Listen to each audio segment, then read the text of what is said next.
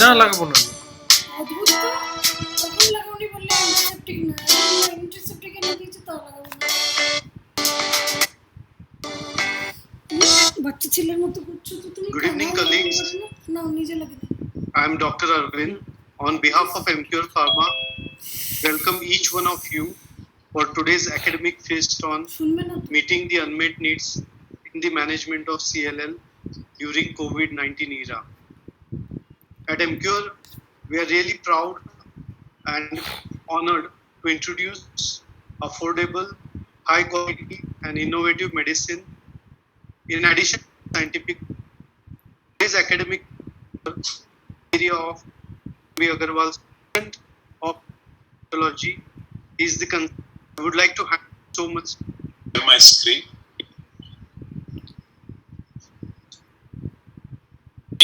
One and all, discussing emphasis the Triumph Pathology Group. Dr. Satish Kumar from Pune are the moderator. And the third, these faculty members, Dr. Satish Kumar is consultant hematologist, hemato-oncologist and bone marrow CRF. He is going hematologist, hemato-oncologist, bone marrow transplant physician at the prestigious Dinanath Mangeshkar Hospital, Pune. And lastly, my friend Dr. Sandeep Shah, consultant hemato-oncologist, associate professor, part-time, in charge of bone marrow transplant department in the medical oncology department of GCRI Ahmedabad. He is going to moderate the question answer session. So, very important sessions. Questions from the beginning session. Before I hand over to the moderator Satish, I just want to show you this one slide. When I was a student of hematology in 1970s, the treatment was chemotherapy and the drug was chlorambucil. And the accompanying molecule was just prednisolone. When I started my practice in 1980s, this got replaced with, at least for those who were young and fit, FCR. So a monoclonal walked in and there were two chemotherapeutic agents. In 1990s and 2000, you had another chemotherapy-based protocol, bendamustine rituximab. And for most of us, till about 5 years ago, it was just this, chemotherapy with immunotherapy. The big breakthrough occurred when the targeted therapies appeared on the scene. And today they have almost taken over. You to really search for a case where you will like to give chemotherapy, they can be counted on fingertips. So though there is going to be lot of discussion on when to use the BTKI, that is ibrutinib, but to me, CLL is ibrutinib, ibrutinib is CLL. It's difficult to say in which case not to use ibrutinib. And knocking the door in India is BCL2 inhibitor, venetoclax. Western world is fortunate that they already have this molecule, as a result of which I have made this statement.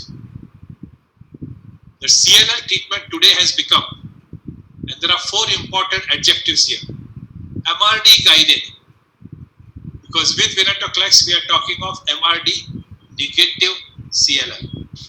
Finite, that means you do not have to go on and go on and go on for the treatment, you can stop the treatment. MRD becomes negative, you stop your treatment. Combination,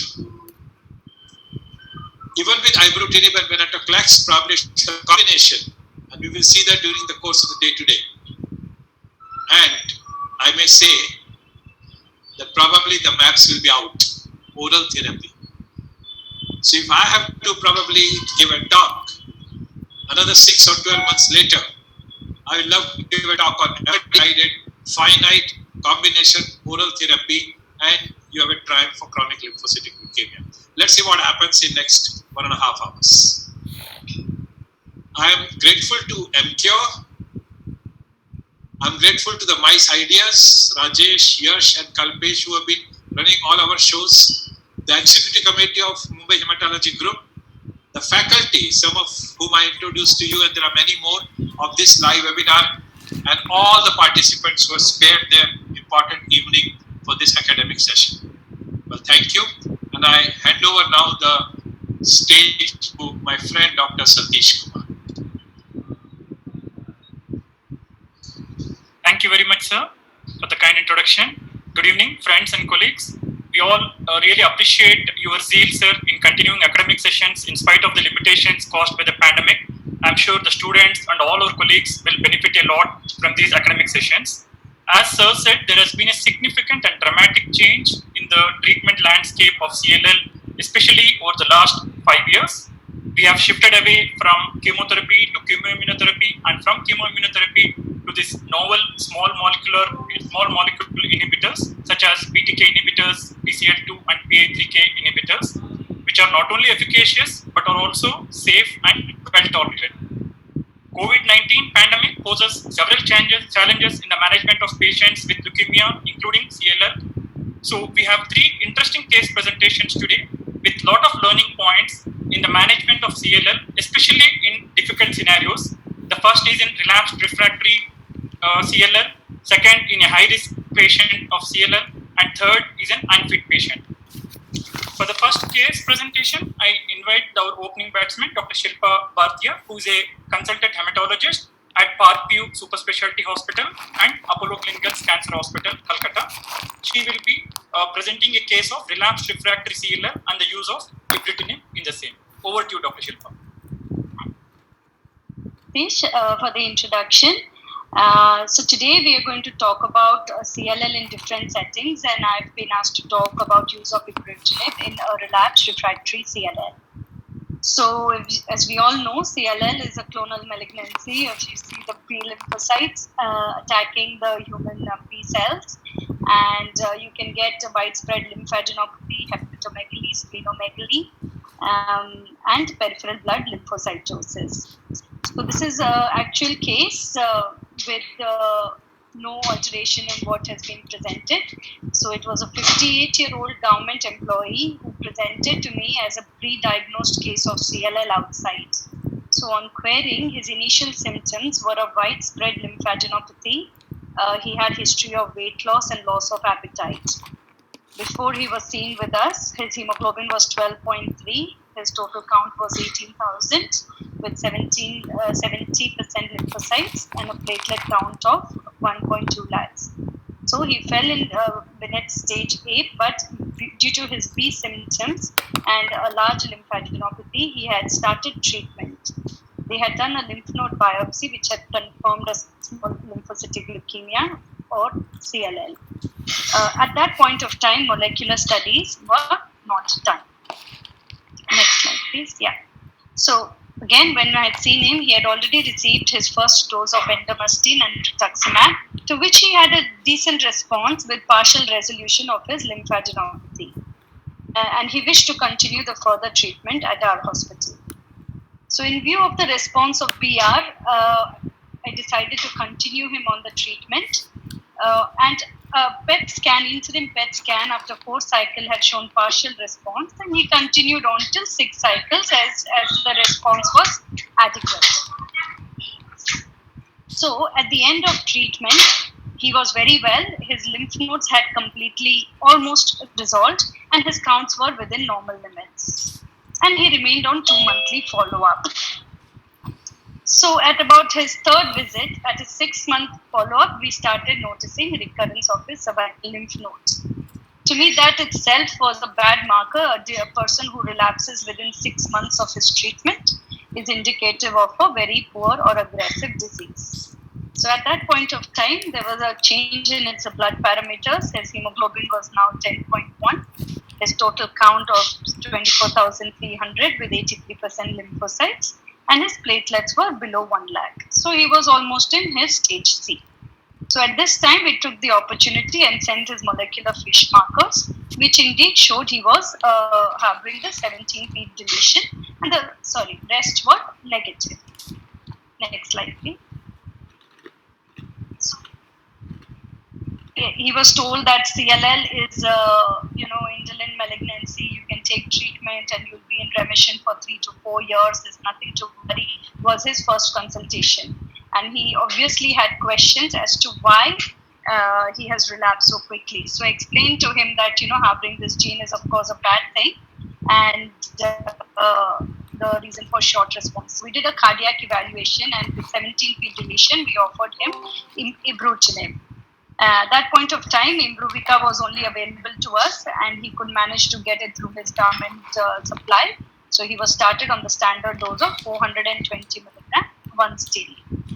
Fortunately, he tolerated it really well. His WBC initially increased to 45,000, which we have seen with most patients getting ibrutinib initially, and then it started to settle down.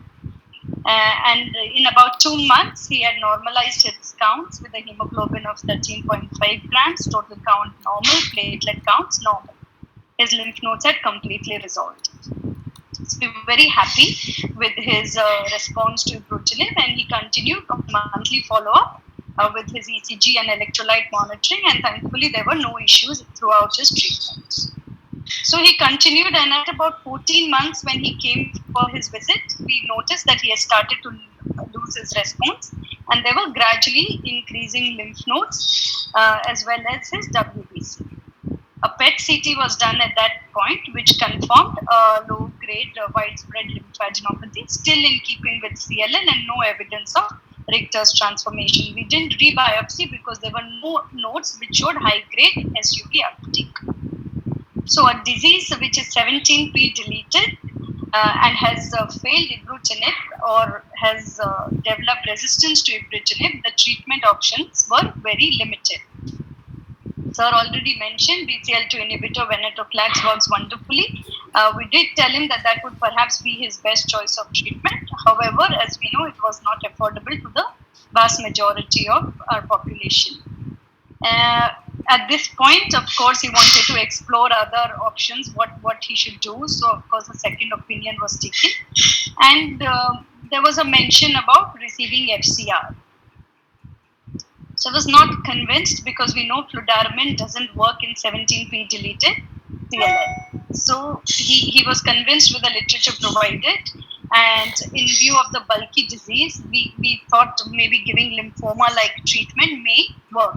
I do know that R-CHOP hasn't done wonders in CLL, but we did have limited options. So he received R-CHOP. Again, after 3 cycles, we saw quite a good response on his PET CT. It was more than a PR, and we continued on to 6 cycles. And again, at the end of 6 cycles, his PET scan showed a near CR, and we were happy, and he stayed on observation.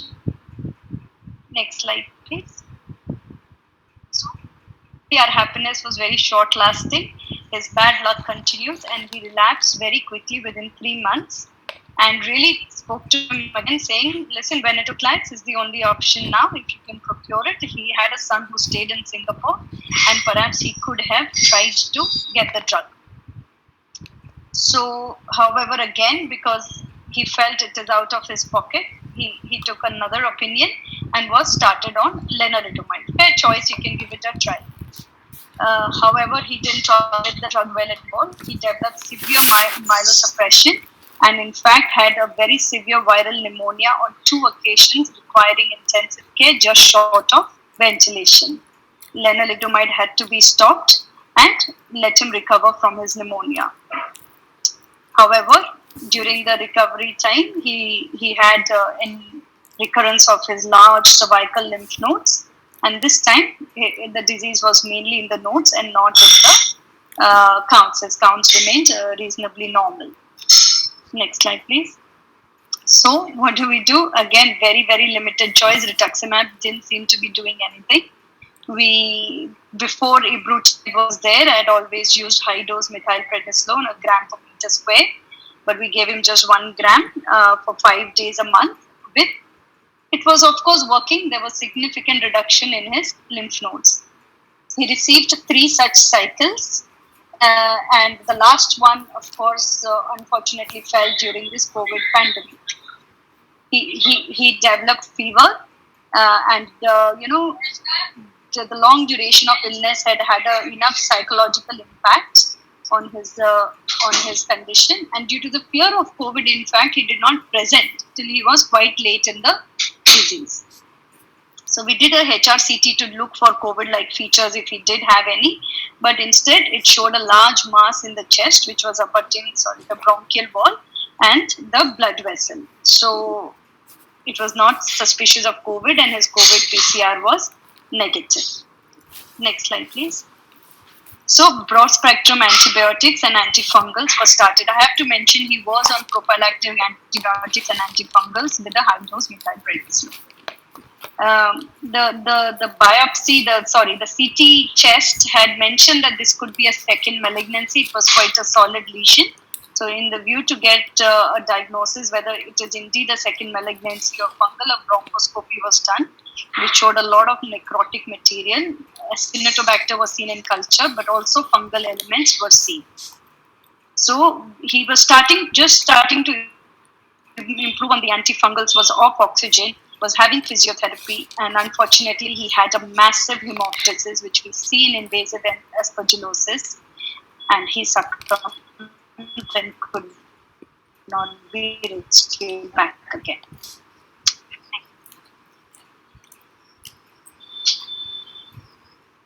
By this case, I would like to elaborate that CLL is not actually as indolent as we like it to be. We have more than often seen cases which behave very aggressive, and especially if they are 17p deleted, we have limited treatment option. Ibrutinib is a very, very attractive option, but to illustrate, as in this case, resistant clones can still develop. And not to forget, with all the treatment we do, with all the joy we get in reducing the lymph nodes, their bodies are profoundly immunosuppressed, and usually it is the infection that leads to the death of these patients. Thank you, Dr. Shilpa. Many learning points. Very unfortunate patient who did not respond well to ibrutinib. We do know that 17p has a very poor prognosis, and only 50 to 60% of the patient respond to ibrutinib, and the progression-free survival with ibrutinib is longer in only 50 to 60% patients. So our second case presentation is by Dr. Ganesh Jaishetwar. He's a senior hematologist and BMT physician at Yashoda Super Specialty Hospital, Hyderabad. He will be doing a case presentation on his experience on ibrutinib in a high-risk patient of CLL. Good evening, everybody. Thank you, Dr. Satish. At the outset, thank you so much, Agrawal sir, for putting all of us together for this hugely learning exercise. So, I am going to present a case of utilization of ibrutinib in high-risk CLL upfront. So, these are my disclosures. For the sake of better presentation, I had taken a case online from Medscape with little bit of modification just to cover the learning points while we manage patients on ibrutinib. So also I would like to put a disclaimer, as Agrawal sir has aptly told before, most of what I am going to say could change in a matter of days to weeks, because looking at the landscape of CLL, which is evolving so fast, many new things coming up, and as sir has already mentioned in his introductory talk, that antibody-based novel therapeutic options may be the future for CLL. So this is a 60-year male who incidentally who has been found to have lymphocytosis and routine hemogram evaluation. That was about 2 years before. So you can see on his hemogram, hemoglobin is normal, platelets are 1.4, WBC 45,000, of which 79% are clonal lymphocytes on immunophenotype from the peripheral blood, which express strong CD19, DIM20, CD5, CD23 co-expression, and surface DIM surface immunoglobulin with ZAP70.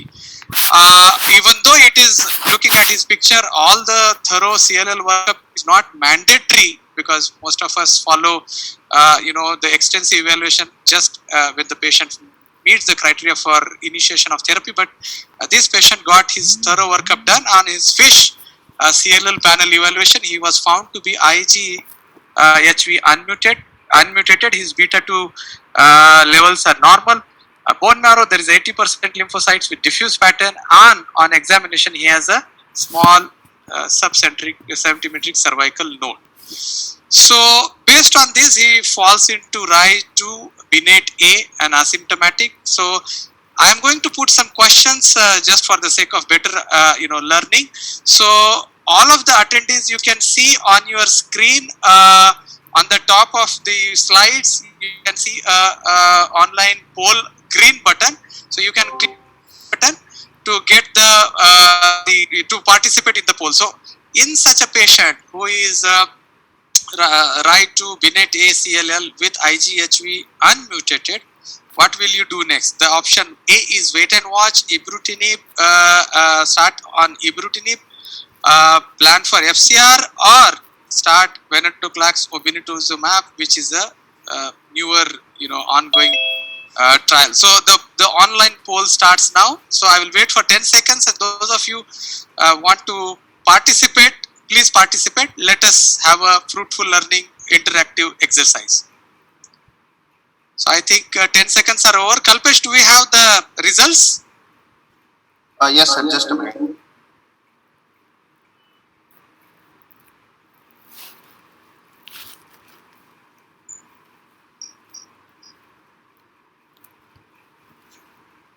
Option 2, sir.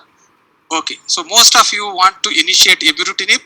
Well enough, the point we can discuss further. So basically, as of now, as we all know, the therapeutic options in CLL, most of the times, that is the standard of practice, unless and until patient meets the criteria for CLL therapy initiation, as recently published in the CLL International Working Group 2018, but this is the, just a nutshell. This is a CLL trialist collaborative group published in Journal of NCCN 1999, where chemotherapeutic options or chemoimmunotherapeutic options just were on the rise in CLL therapeutic armamentarium. And you can see across Europe and North America, all the trials, the meta-analysis, you can see on the right, the survival curves and the PFS curves. You can see those who opted for early therapy versus immediate therapy versus therapy at the disease-related therapeutic indication. You can see the curves are superimposed on each other. That means that time there was absolutely no advantage of initiating therapy, no matter what the prognostic group CLL used to fall between. So as I mentioned you earlier, this is recent International Working Group CLL guidelines. When we initiate therapy, when the patient meets these criteria like symptomatic cytopenias, massive symptomatic, progressive splenomegaly, lymphadenopathy, progressive lymphocytosis, unresponsive, steroid unresponsive autoimmune complications, systemic or functional extranodal involvement, encouraging the various organ functions, or disease-related symptoms like unintentional weight loss, fever, persisting, and persisting night sweats beyond 1 month. So, having said that, you can see this is just last year EHA 2019 publication. This is abstract 007 CLL. This is data from the CLL2 phase 3 trial, the German trial. You can see what they have studied, the innovation of the various novel molecules like ibrutinib versus placebo in asymptomatic treatment naive patients. You can see the curves clearly separate apart right from the beginning. So essentially ibrutinib improves event-free survival, progression-free survival, and time to next treatment in patients who are treatment naive early stage CLL compared to placebo. So definitely it is showing some advantage, but essentially the end result, it doesn't lead to any meaningful overall survival benefit. So still today we follow the same, International Working Group CLL 2018 guidelines for the initiation of therapy. The criteria are required which fits the patient for treatment initiation. Now looking at the patient's IGVH mutational status, you can see overall those who have unmutated IGVH, they are high risk. Their median survival is 8 to 10 years despite all the the available therapeutic options, whereas mutated have with all the available therapeutic options in the current era, the median survival is 25 years. So definitely they are poor, but overall what is known is high risk versus and as well as very high risk. Almost 25% have median time to onset of first therapy as early as 1 year, 2 years. So most of them, progress to need therapy in a very short period of time. So that's why these patients should be followed up quite closely compared to non-high risk or low risk CLL patients at diagnosis. So, but regardless of group, we should also it is very noteworthy to understand that because of the underlying CLL, despite this, irrespective of their risk status, these patients are immunocompromised. So they have high risk of infections, high risk of non-hematological malignancies, and high risk of autoimmune complications. So they need close follow-up with emphasis on these particular features. Now, also of all the patients, it is known that about 1/3 CLL patients fit into the criteria for immediate therapy initiation. So that is also noteworthy. So coming to our case, so right to BNET A asymptomatic, what was done to this case, followed up 3 monthly with periodic blood workup, and this particular gentleman has unremarkable course for next 1.5 years. And after 1.5 years, during his subsequent visit, what is his presentation is depicted in this chart. You can see his still performance status very good. He's about 61.5 years 5 years now. Examination, generalized lymphadenopathy. CT shows a near bulky lymphadenopathy with the largest lymph nodes being in the axillary lesion. There is not much of a lymphocytosis compared to his baseline 45,000. You can see there is 52,000 is the absolute lymphocyte count. Platelet count has gone down. He has symptomatic cytopenias now. Non-symptomatic mild cytopenias, hemoglobin is 10 grams. And on FISH, he is now 17p deletion positive. And on sequencing, TP53 mutation was found to be mutated. And again, his IGVH status unmutated remains the same. Now, at this stage, sorry to interrupt, Ganesh, just one more minute left. Sir, yes, sir, I will quickly wrap up. So, RAI4, BNET C, high risk group with double 17p and unmutated IGHV. I think I will skip the online poll. So, these are the therapeutic options we will think of: FCR, age old, ibrutinib plus or minus rituximab, or venetoclax or obinutuzumab, which is the upcoming option in the literature. Now, coming to TP53 status, it is very important that those needing a therapy initiation, TP53 mutation has to be done by sequencing with a cutoff of 10%, because it is known that not all patients with these TP53 mutated or deleted are picked up on FISH. 5% where the deletion is small can be missed. So, again, when we devise the therapy, the patient preference and various other factors are important. So, with regard to question of ibrutinib with or without rituximab has been very nicely elaborated through this REDZONE 2 trial. You can see the upper yellow curves, ibrutinib alone or versus the lower one. I'm sorry, this one is the mutated versus unmutated. Ibrutinib does fairly well in both the groups, whereas on the right alliance trial you can see the upper two curves superimposed on each other. One is ibrutinib and one is ibrutinib with rituximab. So particularly when it comes to small molecule inhibitors like ibrutinib, addition of rituximab doesn't lead to any advantage, rather adding toxicity. I will quickly finish this case in another minute. So based on this, we have started on ibrutinib with the standard 420 milligram per day. So with that, he has it was found that he has ibrutinib induced lymphocytosis. You can see the count from almost 60,000-70,000 has gone up to 150,000, and which took about 6 months to come down. So this is known, particularly with the small molecule inhibitors like ibrutinib, that initial up to 6 to 9 months patient can have reactive lymphocytosis. This does signify disease progression. Patient reassurance and close monitoring further is what is mandatory. Now, at 5 months, this patient develops ibrutinib induced symptomatic atrial fibrillation. He presents with palpitation. Again, at this point of time, it is very much known that ibrutinib, compared to any comparator arm across the studies, is associated with little higher incidence of various risk toxicities, including atrial fibrillation. The overall incidence is about 5 to 15%. So it is most common within first 6 months. You can see compared to the placebo arm, the incidence continues to be high even up to 18 months in this trial. So what we do, based on the various the criteria like CHARTS square 2 criteria, patient will need either antiplatelets or anticoagulation based on the patient risk factors. So here we stopped with ibrutinib for 1 week. The patient was symptomatically better. Ecosprin as antiplatelet was added because at square to low risk group, and ibrutinib was started at the same dose. Again, he has a recurrent symptomatic atrial fibrillation after another 5 weeks. At this time, again ibrutinib was stopped, anti-arrhythmic amiodarone was added, ecosprin was continued, and ibrutinib was dose reduced to 1 dose at 280 milligram per day. These are the various toxicities, hematologic versus non-hematologic. Coming to hematologic, it is not as high as compared to the previous standard of care, the chemoimmunotherapy FCR, but amongst the non-hematologic, diarrhea is common about 40 to 50%, which most of the time self-limited. Apart from that, myalgias, arthralgias, bleeding, all these complications are self-limited. So again, coming to various infections, I'm just going to finish, sir, 30 seconds, sir. So looking at the infectious complications, about 10% over 3 to 4 years, both bacterial, fungal, almost equal 5% each, and these are the various anti-infective prophylaxis recommendations. Most important, anti-PCP prophylaxis is recommended, and also antiviral in our subset patients in India who have a prior history of various viral infections. So not only that, about in real world 50% patient discontinued. Here is the real threat of CLL progression, more so in such cases who have a complex karyotype or high risk group, and particularly the younger patients. Now coming to our case, he continued at 280 milligram per day with stable PR, and I think will be answered in, I hope it will be answered in subsequent discussion.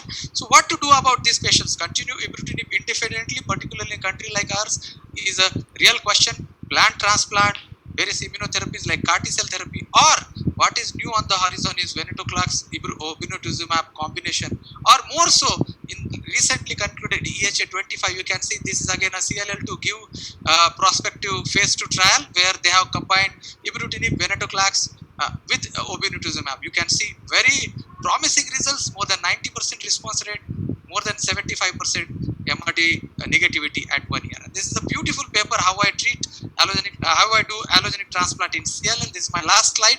So you can see on the left that the CLL transplant is dipping down just like CML transplant. You can see both across Europe and North America, the transplant curves are dipping down after 2010, and these are the approach. Possibly the way forward for consideration of transplant in such cases. So low transplant risk, high disease risk, yes, transplant. Low disease risk, transplant risk, continue the novel agents with various combinations. Thank you so much for all of your kind attention, and I end by this appeal to stay safe, because the picture coming ahead is quite scary. Lot of cases across the country. So with appropriate use of all these PPEs and preventive measures, I hope and pray that all of us remain safe in this COVID crisis. Thank you. Thank you, Dr. Ganesh. Very lovely, extensive case and a lot of learning points. I now invite Dr. Shubha Prakash Sanyal for presenting the third case, the last in this series. He is a senior consultant, hematologist and BMT physician at Fortis Hospitals, Mumbai. He will be presenting a case on using ibrutinib in an aged and unfit CLL patient. Over to you, Dr. Sanyal. Hi, good evening. So I shall be presenting, I'm audible, right, Kalpesh? Yes, Sanyal. Yeah. So I'll be presenting a case which is a journey of a man who is basically 8 years old now. I'm seeing him from the last 10 years and how the things unfolded in coming last 10 years. So he's basically, when I first, he was introduced to me in the 2012. That time he was 72-year-old male. He's from a small town in South Gujarat, Valsad. He's an industrialist. He runs a chemical factory in Vapi. He's a known diabetic and hypertensive for 7 years on a treatment from the physician. ABG done on 2009, and still then he's on a single antiplatelet agent of ecosprin 75 milligram, and incidentally diagnosed CLL on February 2012. Next.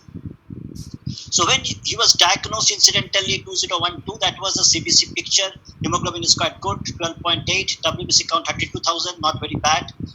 Platelet count 252,000. Routine biochemistry was normal. LDH was marginally elevated. Viral marker non-reactive. And CT scan of the whole body, no significant lymphadenopathy, and there is no palpable organomegaly. FISH panel was done at point of time, and that was negative. Next. So he was on regular follow-up, very disciplined man. So he was on a tour on the February 2015, and when he was back from the US, he came with a sudden increase in the neck swelling. That time was CBC was almost like same 11.257,000 WBC count with a 201 platelet. But that lymph node was quite bulky in the cervical lymph node. We did the biopsy of that lymph node. At that time, it was a CLL, SLL. There was no transformation. Fish CLL was negative, and HB mutation was done, and it was mutated status. So, one point to be emphasized here: IgHB mutation. Once you've done, that is a permanent status. So you should not repeat repeatedly. Once you have done, you have finished. But fish you have to do every time whenever you take a diagnosis at the point of time you are planning to change the treatment. You should do the fish to see how the things are changing. So at that point of time it was a 2015, so you given 6 cycle of the R-Benda, tolerated very well and very reasonable response. Next. So regular follow-up was on. So January 2020 he came back to my clinic with feeling extreme fatigue, significant weight loss and low-grade fever. He was a very active man, and his family was telling that most of the time he was on the bed, not taking food properly, not walking, not taking any morning walk. He always lying close to the bed, just watching TV. The daily quality of life is extremely compromised. On examination, there was significant palpable cervical load, axillary lymph node, and palpable splenomegaly of 5 cm. That point of time, CBC was WBC count was quite jumped. It was 87,000. Hemoglobin and platelet count still quite good. At this point, he is now almost 80 years age, and the ECOG performance status was 3. And this time, I repeated the fish again. It is 11q deletion. So basically, 11q deletion with the mutated status of IgHV, and now there is a progression of the disease. There are significant B symptoms with organomegaly and lymphadenopathy. Next. So basically at this point he needs treatment. I have a long discussion with him. Advantageous point is that he can afford everything under the earth. So I have a long discussion with the ibrutinib, venetoclax, obinutuzumab, all other stuff what is available in the country and abroad. And he chooses ibrutinib because he feels that that is easy to handle. Before starting the ibrutinib, I had a long chat with him. I explained all the warning signs of the complications of the therapy. Most important complications were the bleeding, and bleeding is basically the grade 1 or grade 2 bleeding, mostly the petechia and purpura, and he's taking antiplatelet single agent with 75 mg of picospirin, so it is not a problem to give with the ibrutinib at all. He does not have any ischemic heart disease at present because his CABG was done and heart status is quite good, but still I explained the warning signs. Other than that, I have explained the very small complications, what happens initially, like a leg pain, body pain, diarrhea, all this stuff. So initially there was a very bad leg cramps, he explained, and managed very conservatively. Few petechial spots was there, grade 1, that I explained already, and he just managed with these things with by telephonic conversation. So clinically after 3 weeks when he came back to my clinic, he was feeling much better. His ECOG started improving, his eating and daily activity started improving, and he learned himself to tackle the minor side effects which are going to happen initial few weeks to few months. One thing is very important when I feel that ibrutinib counseling, that is like nilotinib. If you counsel them properly for the first 3-4 months, you can get some bumpy side effects. But if they are accustomed with it, then after that, after 3-4 months down the line, the life becomes extremely easy for the clinician and for the patient. Next. So after 6 months,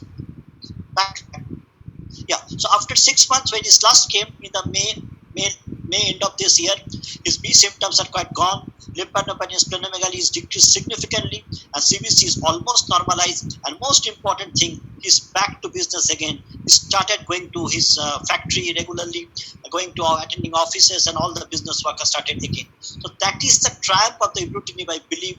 8 years old man with a bad disease like a 11q deletion, and then all this sort of organomegaly and the B symptoms, and before 6 months he was totally confined to the bed.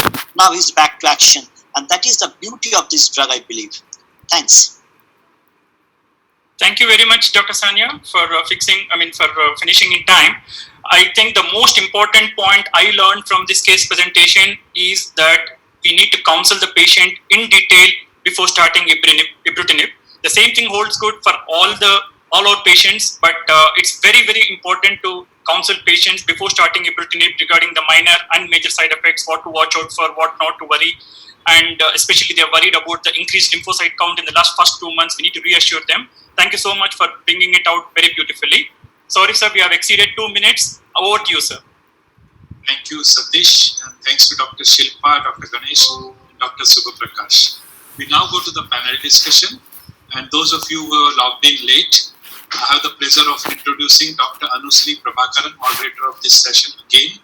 She is hematologist, hemato-oncologist, and bone marrow transplanter at the prestigious Dinanath Mangeshkar Hospital, Pune. Over to Anusri. Good evening. I hope I'm clear. Thank you. I'm extremely thankful to Dr. M.D. Agarwal sir for giving me this opportunity.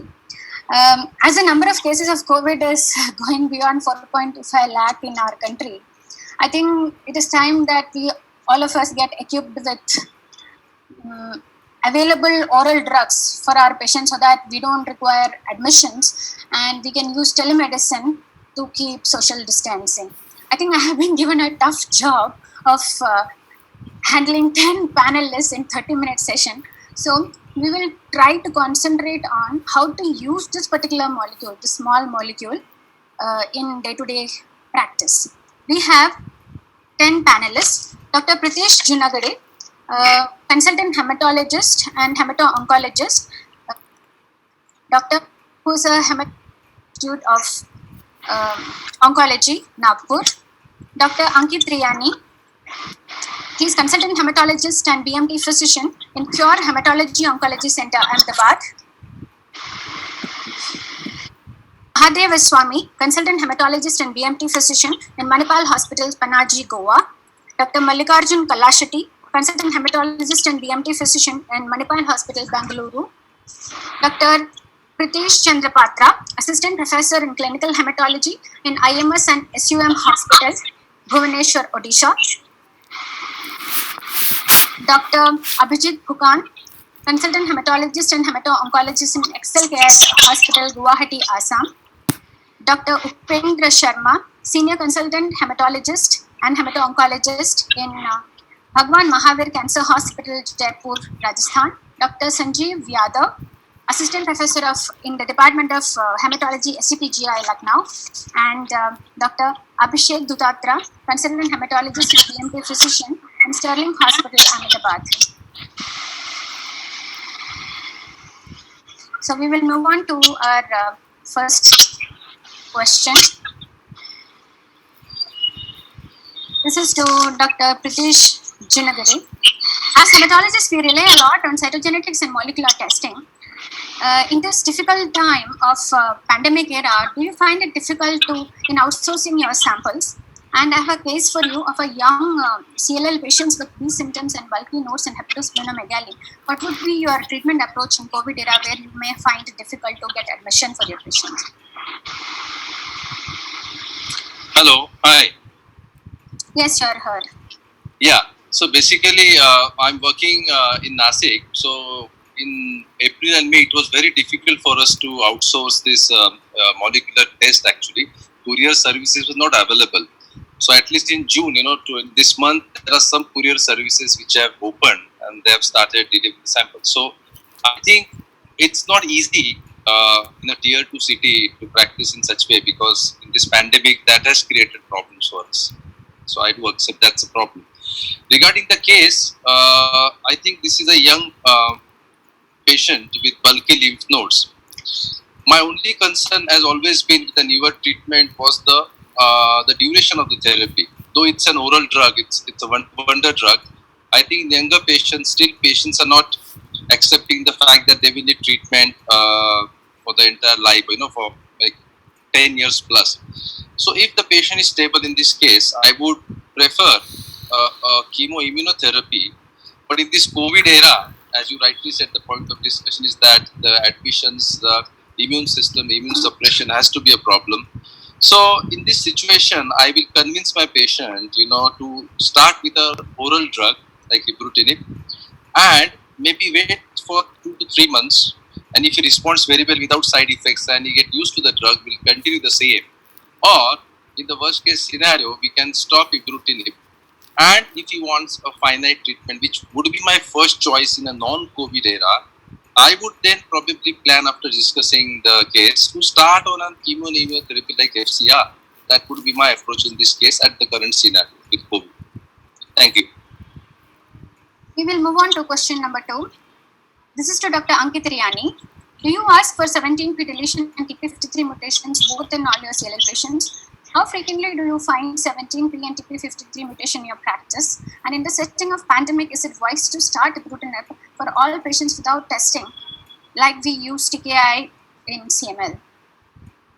Yep.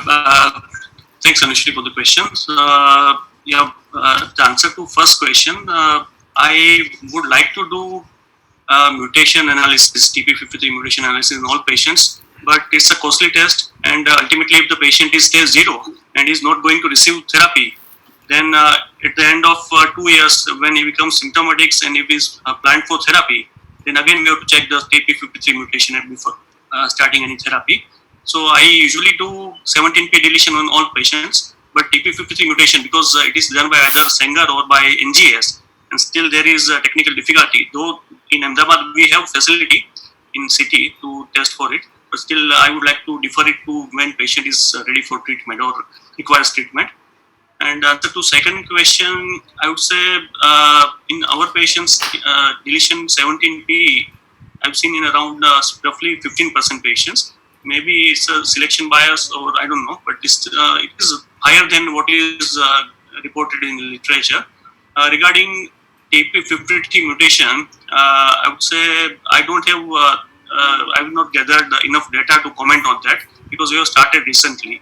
It's like last 1 to 2 years only. So, but the published literature, the incidence is higher. Again, AIMS paper, it was in published in 2018, and it suggested around 18% patients who had TP53 mutation. There is a caveat because 90% of patients who had 17p deletion, they will also have a TP53 mutation in the remaining LL, and only 5% of patients who are 17p deletion negative will have separate independent TP53 mutation. So we cannot rely on this data. And can you just repeat the third question? Yes. Yeah.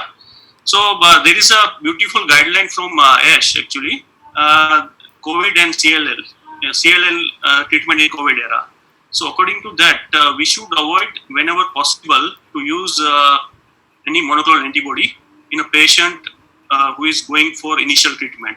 So first of all, if it is possible, we should avoid starting any initiating therapy. If it is not possible, maybe we should go for small molecules targeted therapy. And if a patient is not going to afford, then ultimately PR or FCR is the only choice remaining. But in that case, patient will have frequent exposure to potential COVID positive patients while in indoor or while coming for OPD visits. And still, I would like to do at least mutation, at least deletion 17p in those cases also. I would like to do at least one study. I would not. Sorry. I'll move on to the third question because of the lack of time, and we'll come back to it during the question answer session.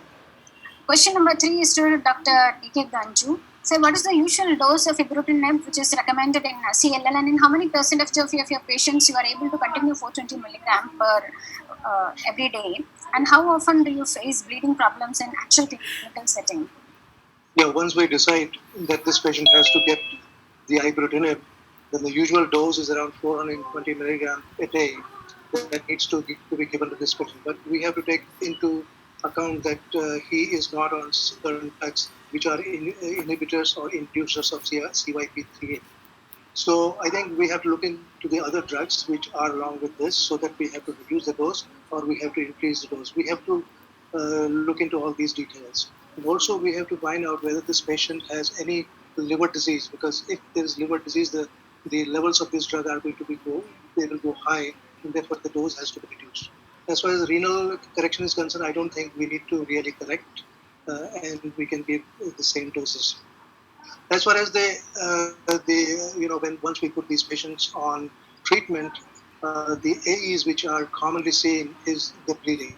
And since this bleeding, we can expect in almost half the patients to whom we treat with this disease, 50%, they will have purpura antichymosis. They are not the major bleedings, but major bleedings can occur to 1 to 9% of the patients. In one of the studies where they saw more than 380 patients, those patients who were not on any antiplatelet or anticoagulants, where 3.1% patients had major bleeding. Those patients who were on antiplatelets, they had some 4.4%. And those patients who were on anticoagulants, they had 6.1%. So we have to look into all these important issues that whether the patient really requires these anticoagulants or antiplatelets. If we can avoid, we should try to avoid. If we cannot avoid, then we have to deal with the patient quite. I think we need to monitor them quite nicely so that they don't bleed heavily.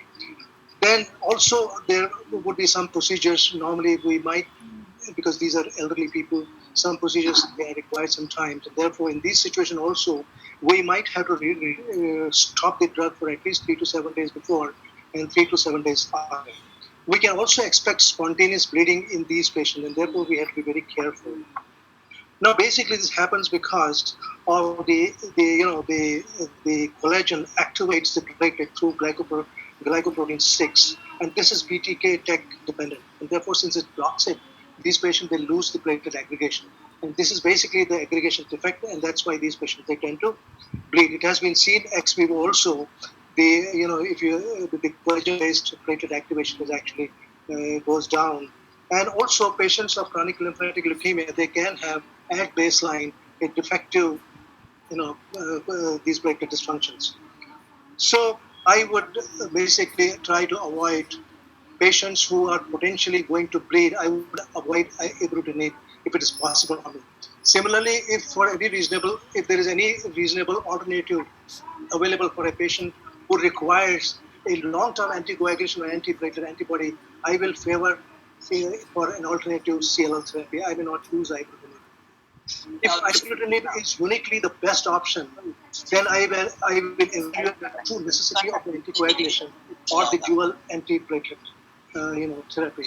And I also suggest those patients who may be taking vitamin A, or they may be taking fish oil, or maybe on non-steroidal drugs, because they can also suppress the platelet aggregation and they bleed. So all these things have to be considered, and while we treat these patients, bleedings have to be taken into care. Okay, sir, we will move on to question number 4. So, Dr. V, can you throw some light on how careful one has to be while starting ibrutinib, especially on a cardiac patients? And what are basic assessments would you be doing prior to start of the drug? যেটা বন্ধ করো।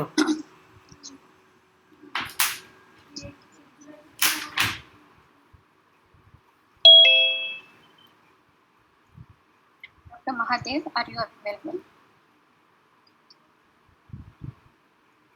I think we will come back to this question later. We'll move on to question number 5. Dr. Mallikarjun Kalasheti, can you detail on the metabolism and excretion of ibrutinib and the question to be exercised regarding drug interactions? Yes, Dr. Ashri, thank you, team. So ibrutinib is it can be administered without regard to meal. Peak absorption occurs within 1 to 2 hours of ingestion, and Cmax you have both maximum if it is administered even after food also. A majority of the medicine, ibrutinib is metabolized by cytochrome P450 group of enzymes, essentially CYP3A4, and any medicines which are inducers or inhibitors of this enzyme would directly affect the plasma concentration and effect of ibrutinib. So most of the times when we administer, the usual dose used in chronic lymphocytic leukemia is 420 milligram. But if there is a co-administration of medications like macrolide antibiotics or azores like voriconazole or ketoconazole, one must be careful that the drug level may go up.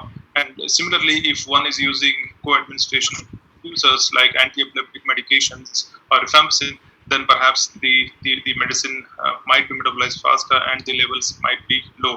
Most of the ibrutinib is excreted in the feces, more than 80 to 90%. Very little is metabolized by the kidney and excreted in the urine. Renal impairment, there is no dosage adjustment even in significant. But severe degree of hepatic impairment as already alluded to by the speaker, those needs to be adjusted. So those are the important things that one needs to look at. Okay, thank you. We'll move on to question number 6. That is to Dr. Pritish Chandrapatra. We're already fighting one virus worldwide. What are the infective complications expected while on ibrutinib, and how would one plan vaccination if being planned for ibrutinib? As you know, in CLL, the patients usually have hypogammaglobulinemia, and as per the experience from various clinical trials, we have seen that common infections encountered during ibrutinib therapy are mostly sinusitis, pneumonia, influenza infection, pneumococcal infection. Along with that, fungal infections are not uncommon. Apart from it, those patients who already have received prior chemoimmunotherapy, in those patients, the risk of pneumocystis infections is not there. Apart from that, herpes zoster reactivation also has a chance in this patient. And regarding vaccination, there is a recent guideline published in 2018 in British Journal of Hematology. There was a European recommendation, and they say that every patient before starting ibrutinib, they should be vaccinated with at least for influenza and pneumococcal. And apart from that, we should also continue septum prophylaxis for those who have received prior chemotherapy. And there is an interesting thing.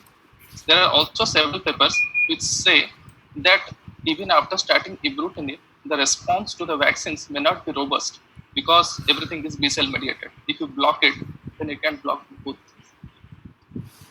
As the indications for ibrutinib is increasing, like CLL, other lymphomas, it has been shown that when used in CNS lymphomas, there could be a risk of CNS fungal infections like Aspergillus and Cryptococcus up to the tune of 39%. In CLL, it is up to the tune of 5%, the risk of invasive fungal infections, but in other lymphomas, it can be much higher.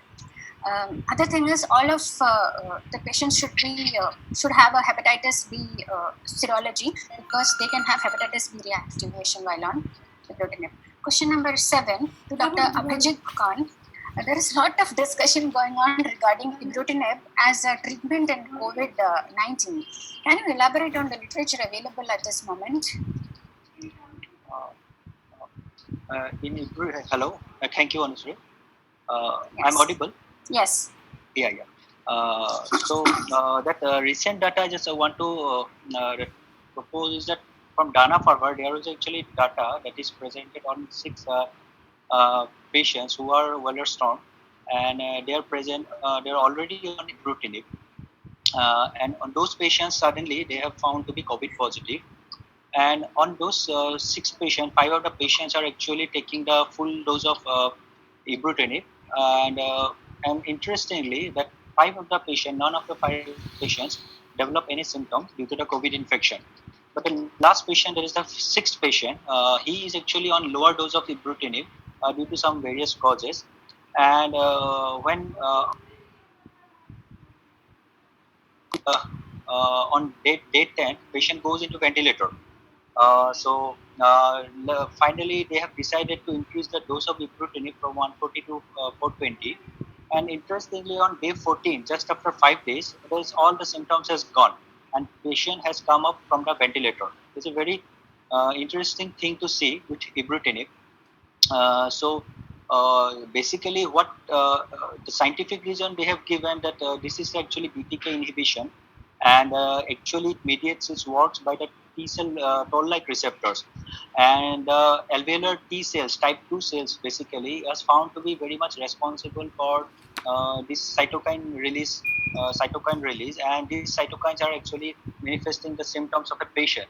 So indirectly, that is found that ibrutinib, what it actually functions as in CLL patients and lymphoma patients, it actually tries to inhibit the cytokine storm that is produced by the alveolar T cells, type 2 cells.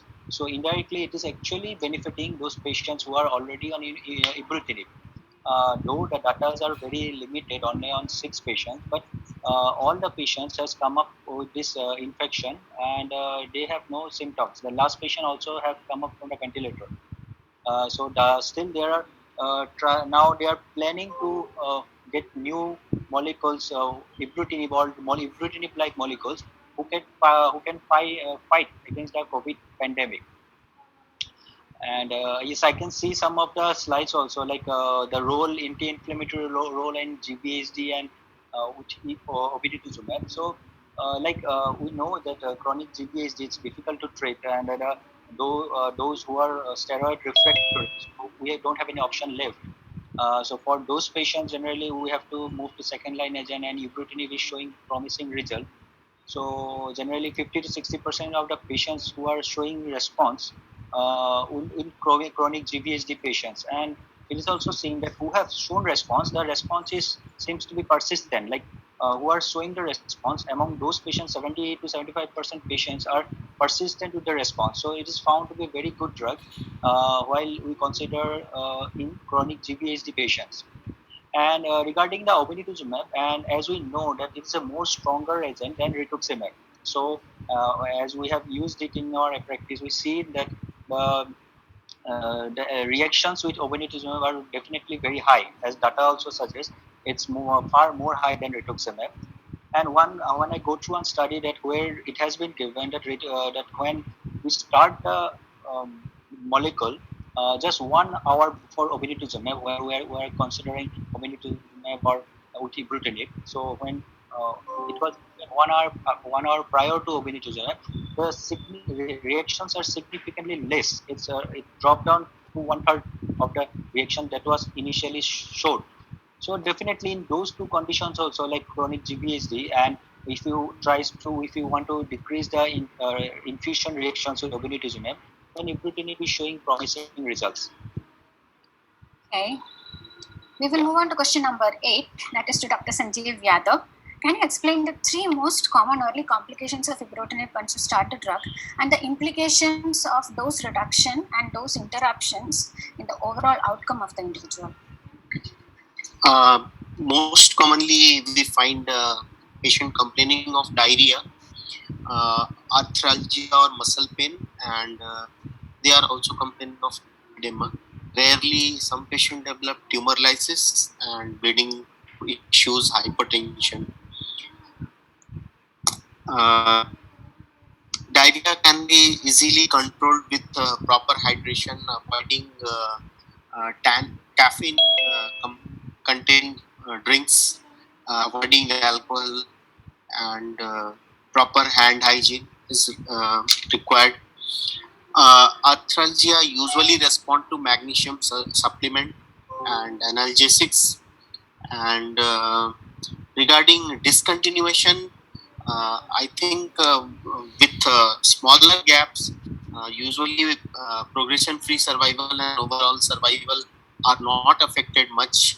But with long gaps, definitely there will be partial response and lymphocytosis that is expected in CLL cases. Thank you. Question number 9 is to Dr. Upendra Sharma. Can you tell what are the absolute contraindications to use of ibrutinib? I'm thankful to Dr. M.B. Agarwal sir for enlightening our knowledge through such important scientific meetings. So I've asked about the absolute contraindication to ibrutinib. When we see manufacturer labeling, absolute contraindication include very allergic when patient is allergic to any formulation. As such, for high risk CLL patients, we have limited options available, like idelalisib or Retoclex. It is not frequently available in India.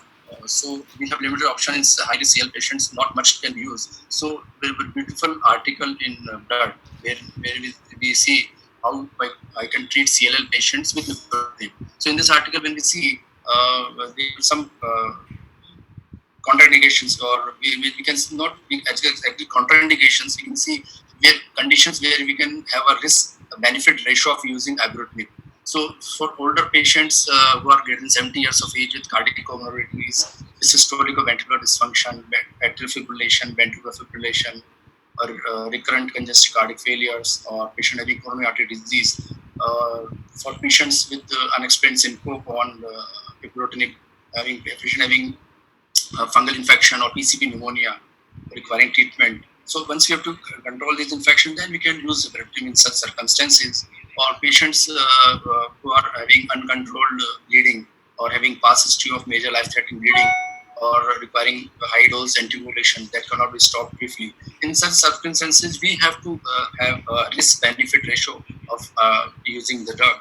Once we have controlled with these circumstances, we can use ibrutinib with a very high caution. So because presently we don't have much available options available. Thank you. Thank you. This is the question number 10 to Dr. Abhishek Thatra. Can you enumerate the 3 most important indications for ibrutinib in this pandemic time regarding CLL, where this is your go-to drug? Okay. Hello, Dr. Anushri. Thank you for the question. So, in current scenario, we know that hospitalization and particularly managing febrile neutropenia is quite difficult. So, I feel whenever there is an indication to initiate treatment, ibrutinib is the drug of choice. But just to enumerate top 3 indications, first would be, of course, patients with deletion 17p and TP53 mutations. Second, I think all elderly and frail patients who are treatment naive and who do not have bleeding or cardiac issues, we can go with ibrutinib. And third option, refractory or patients progressing early on any other treatment, I would go with ibrutinib.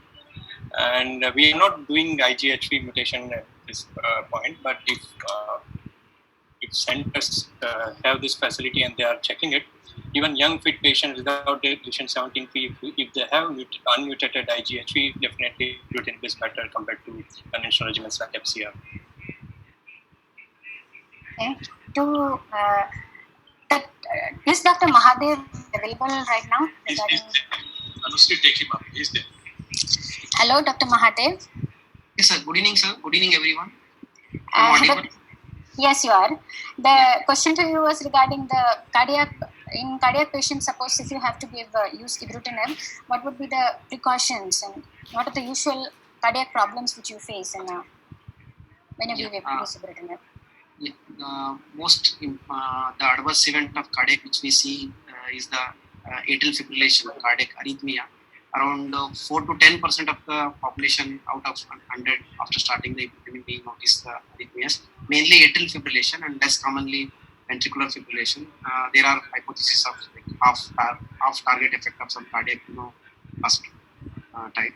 But before starting ibrutinib as a routine screening, we do electrocardiogram, ECG, and if the person is elderly with the cardiac risk factor, I'm not sure whether we need to get a basal Holter done.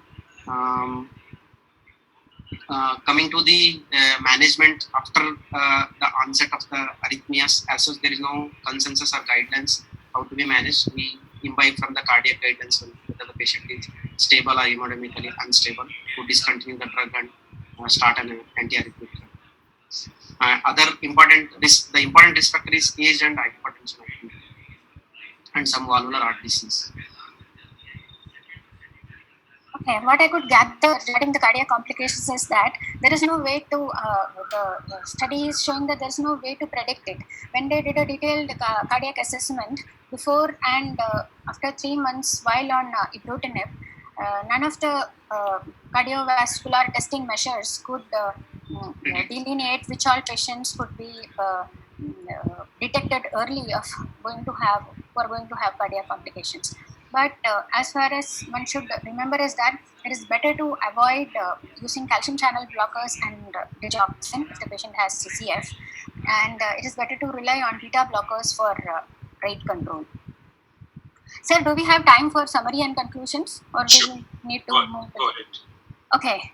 So 17p deleted patients, TP53 mutated patients, ibrutinib is the drug of choice. Young fit patients who are 17p undeleted, TP53 unmutated, immunoglobulin heavy chain mutated patients. Sorry, I am not able to see my slides. FCR, because it is short duration, there is a possibility of cure, and based on the pandemic situation in one particular state, one has to decide whether they can give a chemoimmunotherapy in those setting. Old, fit or unfit patients, irrespective of immunoglobulin heavy chain mutation status, without any cardiac or bleeding complications, ibrutinib is the drug of choice. 11q deleted patients, ibrutinib has definitely shown a advantage over FCR. Diarrhea, arthralgia, and edema are early complications. Dose of 140 milligram, 3 capsules. One may come down to 4.3 milligram per kg per day as well if there are some compelling side effects. Do not withdraw the drugs suddenly. Ibrutinib resistance can happen because of BTK and PLCG2 mutations. Calibrutinib, which is the next line BTK inhibitor, has less off-target effects and maybe the better drug in near future. Very elderly patients who have significant cardiac comorbidities can still have a place for chlorambucil and prednisolone, which we can go for. That's it. Thank you. Thank you, Anushree. I'm really amazed how you managed this within 30 minutes. Beautifully done. You did justice to all the panelists, and also grateful to all the panelists, how nicely, beautifully, briefly, they were on the dot and covered the answers very nicely to teach all of us. We move on to the third part of this webinar, and that is a very important session to be moderated by Dr. Sandeep Shah. My friend Sandeep Shah is a professor in GCRI, hematologist, hemato-oncologist, and bone marrow transplanter. Plus, he has his own clinic, and he will be moderating various questions which have come up in the question box. Over to Sandeep.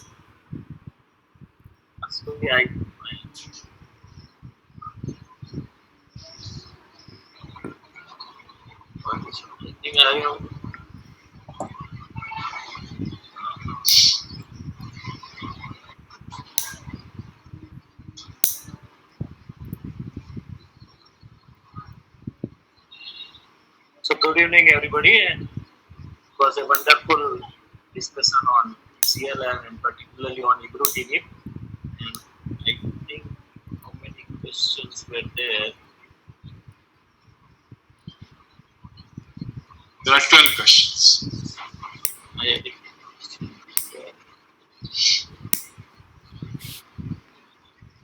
I think the first question is from Lalit Mohan Sharma.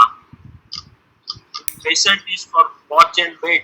Is it mandatory to do complete workup mutations? So anybody can take the question.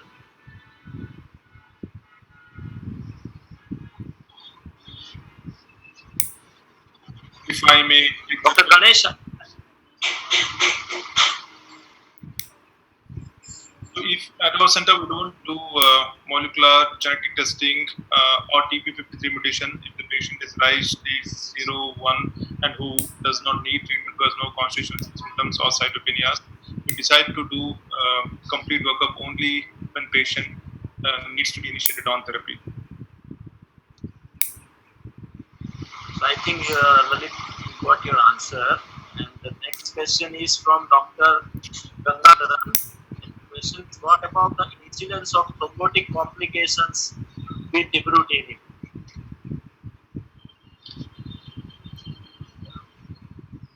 Dr. Ganesh, you are there?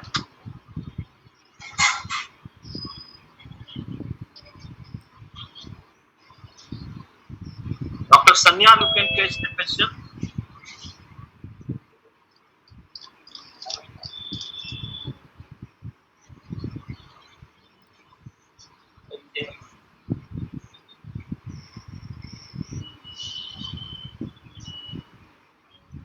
Anybody can answer this question from either Dr. Silpa, please on. All are muted. Sir, so I'm Dr. Satish here, sir. So thrombotic manifestations are not seen with ibrutinib. As far as my knowledge goes, they have not been reported with ibrutinib. It is mainly bleeding manifestations due to defects in platelet aggregation. If at all, there have been case reports of thrombosis in patients with ibrutinib. They are like cavernous sinus thrombosis secondary to fungal infections, because patients on ibrutinib are prone to aspergillosis, invasive aspergillosis, and they can develop thrombotic manifestations. But otherwise, on ibrutinib, thrombotic manifestations are not very unlikely, sir. It's more of bleeding manifestations. Next question is from Dr. Pritam Kataria. Should all patients on ibrutinib receive antifungal prophylaxis? And if yes, how much time before starting ibrutinib must give vaccine? I think this one of the panel the infection. Sir, good evening. This is Dr. Ganesh here. So basically, as I mentioned one slide about the various anti-infective prophylaxis for patients on ibrutinib. So there is a recommendation for anti-PCP prophylaxis, and also for a country like ours where viral infections are so common. So antiviral prophylaxis, herpes, shingles is very common here. So probably antiviral and anti-PC prophylaxis. But as such, if a patient has a prior history of invasive mycosis and he subsequently for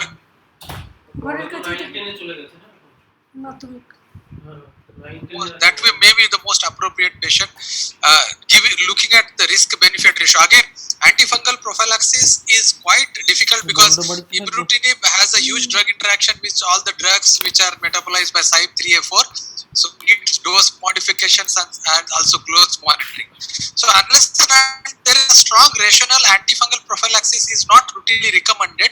But yes, anti-PCP and antiviral prophylaxis is something which is there is enough literature to about that recommendation.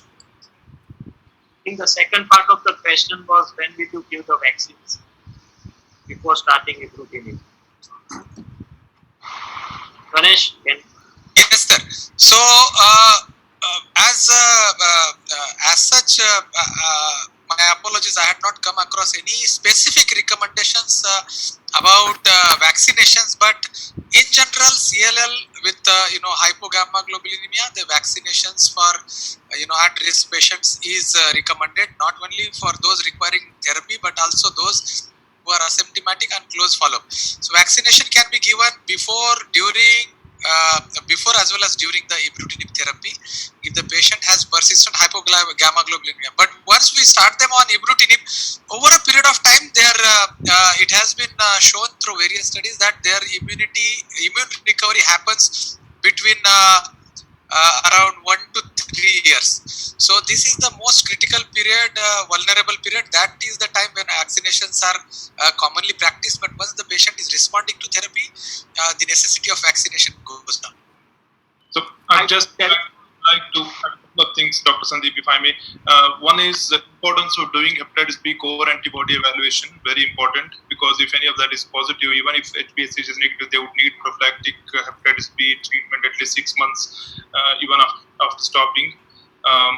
Number two, I think we all are mindful that the vaccinations are extremely important, and the CLL patients, by virtue of the disease itself, they don't mount good response to the vaccination. So it's important to do. Thank you. Next question is from Dr. Madhusudan Gadni.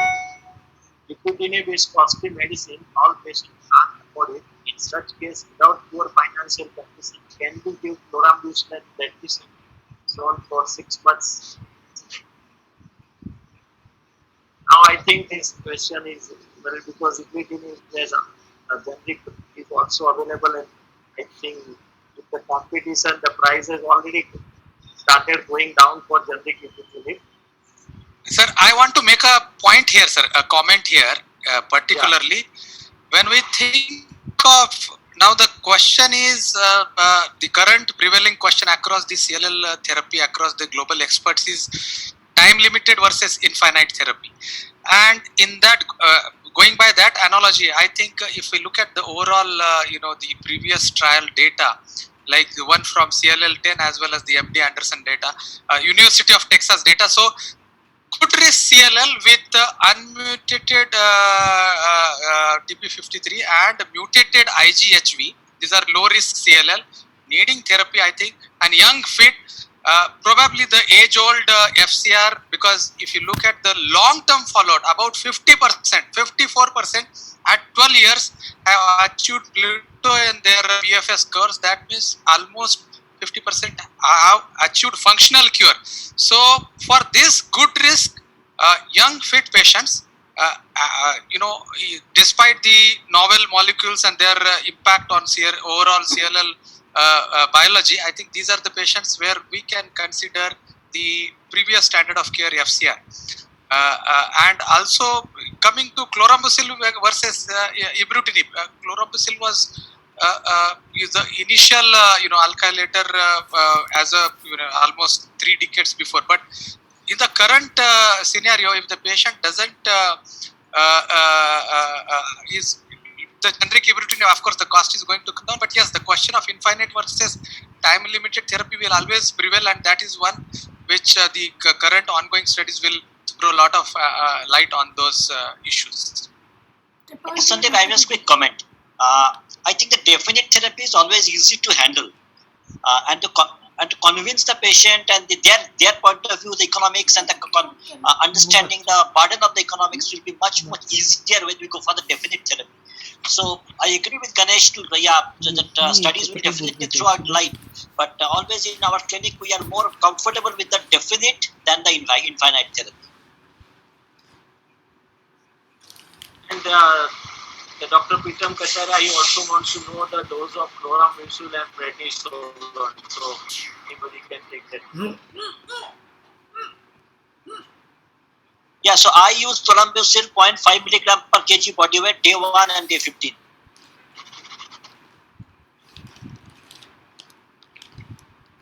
Everybody agrees with that, sir? I don't think so. I'm Dr. Anu here. I use 0.1 milligram per kg for 3 to 6 weeks, usually 2 weeks, and see how the patient is tolerating the drug and then how the counts are, and then go from there and try to increase if not responding.